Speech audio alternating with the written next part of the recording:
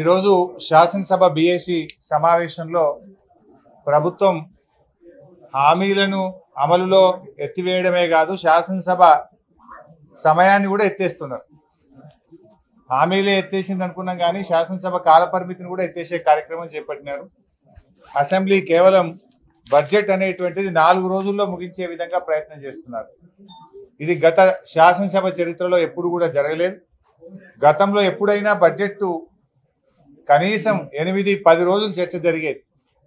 పద్దుల మీద 4 రోజుల నుంచి 8 రోజుల వరకు గతంలో మాట్లాడిన సందర్భాలు ఉన్నాయి. కానీ ఈసారి 2 రోజుల్లోనే పద్దుల మీద చర్చ పెట్టారు. మొత్తం డిమాండ్స్ 2 రోజుల్లో ఎట్లా మాట్లాడతారు?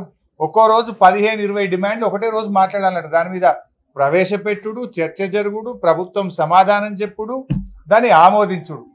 15 డిమాండ్లు ఒక్కొక్క రోజు జరుగుతాయా? 2 రోజుల్లో మొత్తం డిమాండ్స్ మీద చర్చ జరగాలంటున్నారు.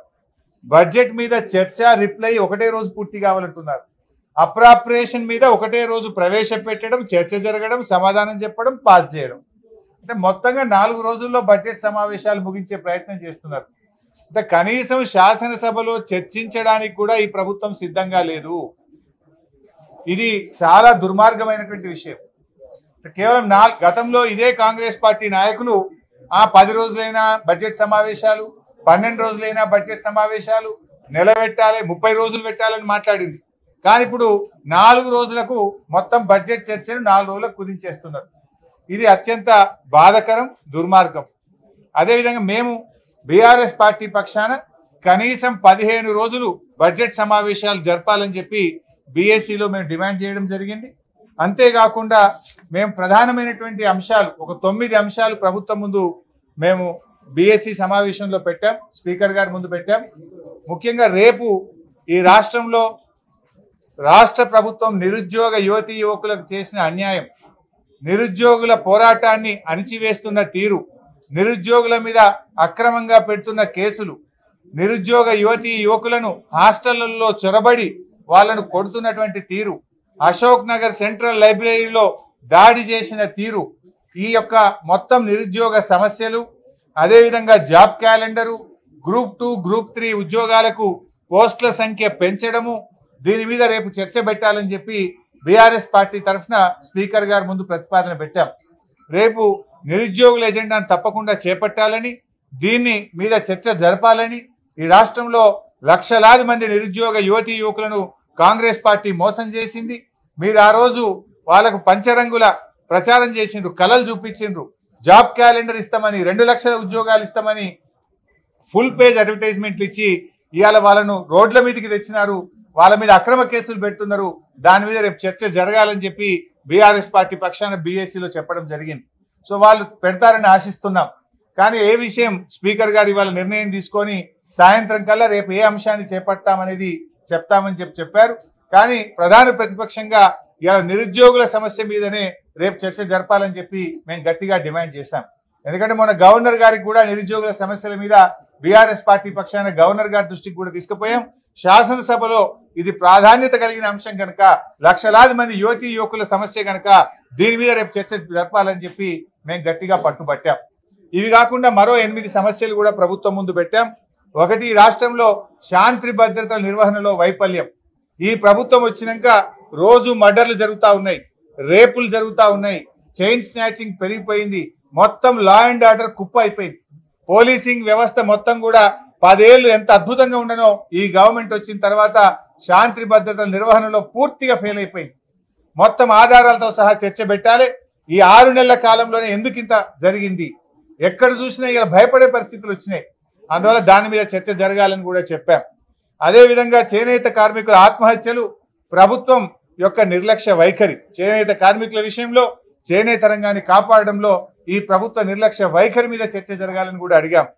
అదేవిధంగా ఆ రోజు 6 గ్యారంటీలు 100 రోజుల్లో అమలు చేస్తామని బాండ్ పేపర్లు పంచారు. మొదటి శాసనసభలో చట్టబద్ధత తెస్తామని చెప్పారు. ఏమైంది మీ బాండ్ పేపరు, ఏమైంది మీ 6 గ్యారంటీలు? శాసనసభలో మీ చట్టబద్ధత ఏమైందో దాని మీద చర్చ పెట్టాలి, శాసనసభలో మాట్లాడదామని చెప్పి బీఆర్ఎస్ పార్టీ తరఫున ప్రతిపాదన పెట్టాం. అదేవిధంగా రైతు రుణమాఫీలో ఆంక్షలు పెట్టారు. ఇలా రైతులందరూ కూడా చాలా పరేషాన్ అవుతున్నారు. 1,00,000 లోపు రుణం ఉన్న ఇవాళ చాలా మందికి ఇవాళ రుణమాఫీ జరగలేదు. ఇవాళ ఉదయమే ఒకరు చెప్పారు డిసెంబర్ 9వ తేదీ వరకే ఉంటుంది, 9 తారీఖు నుంచి ఇవాళ వరకు ఉన్న వడ్డీ మననే కట్టుకోమంటున్నారట. డిసెంబర్ 9 నుంచి ఇవాళ జూలై నెల నడుస్తూ ఉంది. ఈ 8 నెలల కాలానికి వడ్డీ మీరే కట్టుకోండి, వడ్డీ కడితేనే రుణమాఫీ అయింది అంటున్నారు. ఈ రోజు వరకు ఉన్న 2 లక్షల రుణం మాఫీ చేస్తారా, డిసెంబర్ 9కి చేస్తారా? మోసం చేసింది మీరు.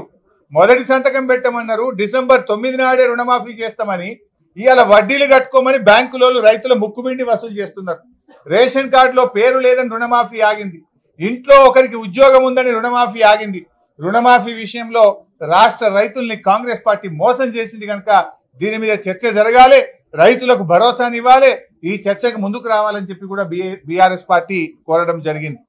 అదేవిధంగా అన్ని పంటలకు బోనస్ ఇస్తామన్నారు, ఇప్పుడు ఓన్లీ సన్నవడ్లకే అంటున్నారు, మిగతా పంటల గురించి మాట్లాడతలేరు.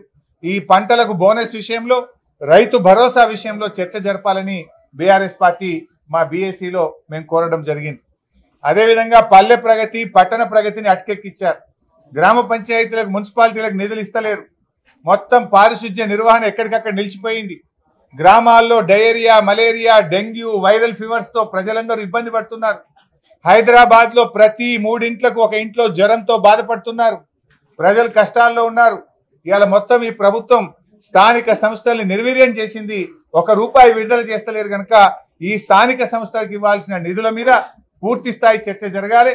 స్థానిక సంస్థలు, మున్సిపాలిటీలు, గ్రామ పంచాయతీల్లో ప్రజా ఆరోగ్యం దెబ్బతింటుంది, దాని మీద మాట్లాడడానికి కూడా మేము కోరడం జరిగింది. ఇదే కాకుండా ఫీజు రియంబర్స్మెంట్, కాలేజీ పిల్లలకి ఇచ్చే ఫీజు రియంబర్స్మెంట్ ఈ గవర్నమెంట్ వచ్చిన 8 నెలల్లో ₹1 ఇయ్యలే. ఇలా పిల్లలు రోడ్డు మీద పడతా ఉన్నారు, పిల్లలకు ఇలా సర్టిఫికెట్లు ఇస్తలేరు కాలేజీలో. 8 నెలల్లో ₹1 ఫీజు రియంబర్స్మెంట్ ఇవ్వకుండా మరి ఇలా విద్యార్థులను ఈ ప్రభుత్వం మోసం చేస్తూ ఉంది, ఇబ్బంది పెడతా ఉంది కనుక ఫీజు రియంబర్స్మెంట్ మీద కూడా డిస్కస్ చేయాలని చెప్పాం. ఇక 9వ అంశానికి వస్తే మరి గత ప్రభుత్వం మంజూరు చేసిన పనులన్నీ అర్ధాంతరంగా ఆపేశారు, ఆ పనులను కొనసాగించాలి, పెండింగ్ బిల్లులు విడుదల చేయాలి, అసంపూర్తిగా ఉన్న మన ఊరు మన బడి పనులు కానీ వివిధ కార్యక్రమాలన్నీ కూడా మధ్యలో ఆపుతా ఉన్నారు. ప్రగతి అనేది ఒక కంటిన్యూస్ ప్రాసెస్, వాటిని పూర్తి చేయాలి, పెండింగ్ బిల్లులు విడుదల చేయాలి, అసంపూర్తిగా ఉన్న పనులన్నింటినీ కూడా పూర్తి చేయడానికి ప్రభుత్వం చర్యలు తీసుకునే దాని మీద కూడా చర్చ పెట్టాలని చెప్పి కోరాం. ఈ 9 అంశాల మీద కూడా శాసనసభలో మరి బీఆర్ఎస్ పార్టీ తరఫున మేము ప్రతిపాదించాం. వీటన్నిటి మీద కూడా ప్రభుత్వం ముందుకు రావాలని శాసనసభ స్పీకర్ గారిని, ప్రభుత్వాన్ని కూడా మేము కోరడం జరిగింది. ఇకపోతే కేంద్ర ప్రభుత్వం ఇలా బడ్జెట్ ప్రవేశపెట్టారు. ఇలా కేంద్ర బడ్జెట్ లో చూస్తే నిజంగా బాధ కలుగుతా ఉంది. తెలంగాణ అనే పదమే ఉచ్చరించలేదు, ఆంధ్రప్రదేశ్ పేరు చాలాసార్లు ఉచ్చరించారు. సరే ఇవ్వండి, ఆంధ్రప్రదేశ్కి ఎందుకు ఇచ్చారని నేను అనను. ఆంధ్రప్రదేశ్లో పోలవరం త్వరితగా పూర్తి చేస్తామన్నారు, క్యాపిటల్కు డబ్బులు ఇస్తామన్నారు, వెనుకబడిన జిల్లాలకు డబ్బులు ఇస్తామన్నారు, ప్రత్యేకంగా అనేక సార్లు ప్రకటించారు, సంతోషం. కానీ తెలంగాణ విషయం ఏమైంది? మరి ఈ ప్రభుత్వం ఏం చేస్తా ఉంది? మేము కేంద్రంతో సత్సంబంధాలు మెయింటైన్ చేస్తున్నాం, మోడీ గారికి చాలా దగ్గరగా ఉన్నాం, మేము కేంద్ర మంత్రుల్ని రోజు కలుస్తున్నామన్నారు, కనీసం తెలంగాణ ప్రస్తావన కూడా లేదు. బీజేపీ కాంగ్రెస్ ఇద్దరు కలిసి ఇవాళ తెలంగాణకు తీవ్రమైన అన్యాయం జరిగింది. తెలంగాణలో కూడా వెనుకబడిన జిల్లాలు ఉన్నాయి. రాష్ట్ర విభజన చట్టంలో తెలంగాణలోని 9 జిల్లాలు వెనుకబడిన జిల్లాలు ఉన్నాయి. మరి ఈరోజు రాయలసీమ మీరు కొంత ఆంధ్రాలో వెనుకబడిన జిల్లాల గురించి కేంద్ర బడ్జెట్లో మాట్లాడారు, తెలంగాణ వెనుకబడిన జిల్లాల గురించి ఎందుకు మాట్లాడలేదు? ఈ రాష్ట్రం నుంచి కేంద్రంలో మంత్రులుగా ఉన్న కిషన్ రెడ్డి గారు, బండి సంజయ్ గారు ఎందుకు చొరవ చూపడం లేదు అని నేను అడుగుతా ఉన్నా. ఆంధ్ర వెనుక జిల్లాలకు డబ్బులు ఇచ్చినప్పుడు, ప్రత్యేక నిధులు ఇచ్చినప్పుడు తెలంగాణలోని వెనుకబడిన జిల్లాలకు ఎందుకు మొండి చేయి చూపుతున్నారు? అంటే తెలంగాణ పట్ల కేంద్రానికి, బీజేపీకి ఎందుకు ఇంత నిర్లక్ష్యం అని చెప్పి నేను అడుగుతా ఉన్నా. ఇలా మనకు జాతీయ ప్రాజెక్ట్ గురించి లేదు, మా పాలమూరు ఎత్తిపోతల పథకానికి జాతీయ ప్రాజెక్ట్ ఇవ్వచ్చు కదా, ఎందుకు ఇవ్వట్లేదు? ఆంధ్రాకి ఇచ్చినప్పుడు మాకు కూడా ఒక జాతీయ ప్రాజెక్ట్ ఇవ్వాలి కదా. బయ్యారం ఉక్కు ఫ్యాక్టరీ గురించి ప్రస్తావన లేదు, వరంగల్ కోచ్ ఫ్యాక్టరీ గురించి ప్రస్తావన లేదు, తెలంగాణకు ఓవరాల్ గా గుండు సున్నా ఇచ్చింది. కేంద్ర ప్రభుత్వం ఈ రోజు పెట్టిన బడ్జెట్ లో తెలంగాణకు మొండి చేయి చూపించింది, మొత్తంగా ఇచ్చింది ఏమన్నా ఉంటే గుండు సున్నా తప్ప ఏమి లేదు. తెలంగాణకు బీజేపీ ప్రభుత్వం తీరని అన్యాయం చేయడం జరిగింది. ఇది మరి తెలంగాణ నుంచి ఉన్న 8 మంది ఎంపీలు, ఇవాళ బీజేపీ ఎంపీలు దీని మీద కేంద్రం మీద ఒత్తిడి తేవాలి, ఈ రాష్ట్రం నుంచి కేంద్రంలో ఉన్న మంత్రులు తెలంగాణకు జరిగిన అన్యాయం మీద స్పందించి ఈ రాష్ట్రానికి నిధుల్లో వాటా తేవాలని చెప్పి బీఆర్ఎస్ పార్టీ డిమాండ్ చేస్తుంది.